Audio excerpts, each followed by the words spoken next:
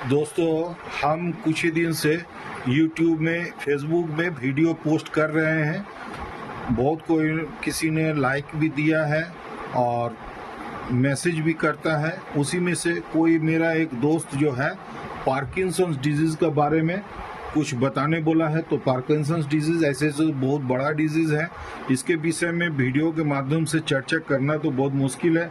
इसके लिए अगर क्लास भी लिया जाए तो कम से कम 3 गो 4 गो 2-2 घंटा का क्लास हो सकता है। हम छोटा सा करके थोड़ा समझाने का कोशिश कर रहे हैं। ऐसे हम जो स्टूडेंट है, मेडिकल स्टूडेंट है, उसके लिए ये एक किताब का पन्ना हम दे दिए हैं स्क्रीन में। इसका स्क्रीनशॉट लेके पढ़ाई आप लोग कर लीजिएगा अपने तरफ से। हम थोड़ा अपना हिसाब से पार्किंसंस कैसा डिजीज़ होता है, इसमें पेशेंट का क्या क्या तकलीफ होता है, इस विषय में थोड़ा बहुत चर्चा कर रहे हैं। ये जो है एक प्रोग्रेसिव न्यूरो डिजेनरेटिव डिसऑर्डर माना जाता है। इसका कॉज है caused by loss of dopamine producing neurons in the brain, primarily its affect movement। इसके कारण से क्या होता है, ट्रेमर स्टार्ट होता है। पहले हाथ धीरे धीरे कांपने लगता है और उसके बाद में जॉ इफेक्ट होता है। इसके बाद में धीरे धीरे सारा शरीर भी कांपने सकता है। ये मरीज को क्या होता है, जैसे कोई भी चीज़ खाना, चाय, जैसे कप डिश अगर हाथ में लेके पीने खोजेगा तो हाथ कांपने लगेगा, चाय गिर जाएगा, पीने नहीं सकेगा। मतलब ट्रेमर शुरू होता है और धीरे धीरे ये प्रोग्रेस हो जाता है। उसके बाद ये पेशेंट को लिखने में भी तकलीफ होने लगता है।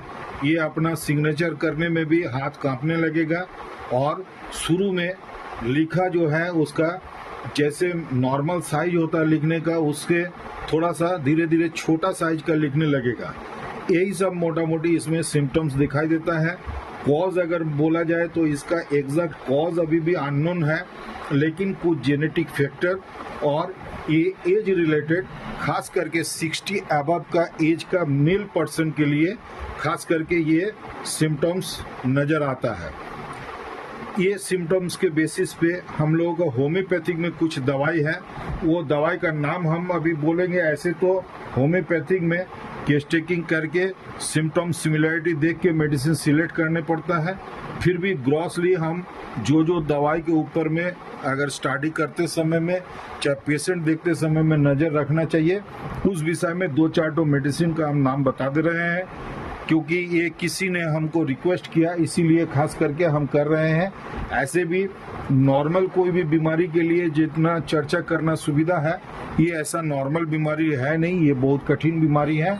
तो इसमें जैसे होम्योपैथी का दवाई है agaricus muscarius, zincum metallicum, gelsemium, causticum, plumbum metallicum, argentum nitricum, mercurius solubilis, यही सब दवाई, मार्क्सॉल बोला जाता है इसको।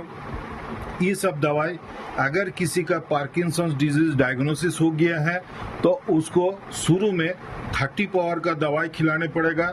7 दिन 10 दिन देने के बाद में अगर इम्प्रूवमेंट हो जाए तो उसके बाद में 200 पावर का दवाई देने पड़ेगा। कम से कम 6 या 8 डोज देने पड़ेगा। वो पेशेंट को देख के डायग्नोसिस करने पड़ता है। उसके बाद धीरे धीरे एक तो होम्योपैथी का फॉर्मूला अनुसार गैप देके 1n पावर का दवाई भी देने हो सकता है। तो ये, लेकिन हम कोई भी पेशेंट को अपने से दवाई खाने के लिए इनकरेज नहीं कर सकते हैं। ये हम जो गाइड किए हैं, ये मेरा जूनियर होम्योपैथिक जो फ्रेंड है, चाहे जो भी होम्योपैथिक का स्टडी कर रहा है अभी, उसके लिए है। अपने से दवाई करना ठीक नहीं है। कोई भी पढ़ा लिखा डॉक्टर से राय लेके ही इलाज करना चाहिए। धन्यवाद। मेरा उम्मीद है कि ये वीडियो आपको पसंद आया। अगर पसंद आया तो लाइक, शेयर, सब्सक्राइब करके मेरा साथ देने का कोशिश करिए, तो आगे हम ऐसा वीडियो और भी बनाते रहेंगे।